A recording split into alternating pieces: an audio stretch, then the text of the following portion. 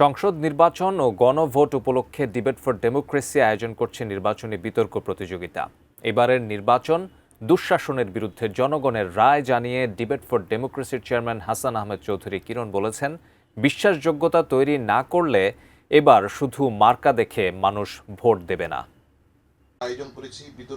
নির্বাচনী বিতর্ক প্রতিযোগিতা নিয়ে কারণ বাজারে এটিএন বাংলার প্রধান কার্যালয়ে সংবাদ সম্মেলন করে ডিবেট ফর ডেমোক্রেসি। শুক্রবার থেকে শুরু হতে যাওয়া এই আয়োজন এবার আসন্ন গণভোট ও জাতীয় সংসদ নির্বাচনকে ঘিরে।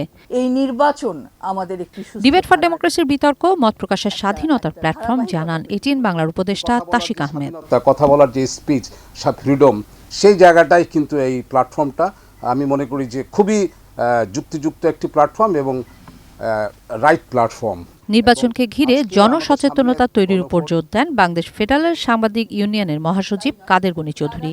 এদিকে বিতর্কই যুক্তি তৈরি করে বলেন যমুনা টেলিভিশনের প্রধান নির্বাহী ফাহিম আহমেদ। সমাজ বিনির্মাণের জন্য, রাষ্ট্র বিনির্মাণের জন্য আমাদেরকে যুক্তিপূর্ণ হতে হবে, যুক্তিপূর্ণভাবে কথা বলতে হবে এবং সমাজের দোষ ত্রুটিগুলো ধরিয়ে দেওয়ার জন্য এই বিতর্ক খুবই একটা উপযোগী জিনিস। এই ডিবেট জনগণ সচেতন করবে, জনগণকে নির্বাচনমুখী করবে, জনগণকে সৎযোগ্য প্রার্থীকে নির্বাচিত করার ব্যাপারে ভূমিকা রাখবেন।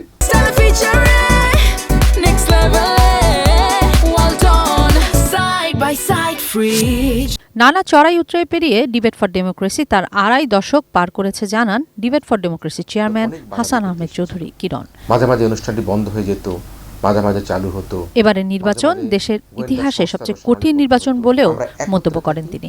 আমরা যদি একত্রিতভাবে 12 ফেব্রুয়ারি নির্বাচনকে উৎসবমুখর করবার জন্য সকলে প্রতিজ্ঞাবদ্ধ হই, তাহলে কিন্তু যে ভেস্টেড গ্রুপ নির্বাচনকে প্রতিহত করবার জন্য এখনো পর্যন্ত তাদের অপতৎপরতা চালিয়ে যাবার জন্য তারা তৎপর রয়েছে, আমরা মনে করি সেটাকে আমরা প্রতিহত করে দিব এবং করতে পারবো।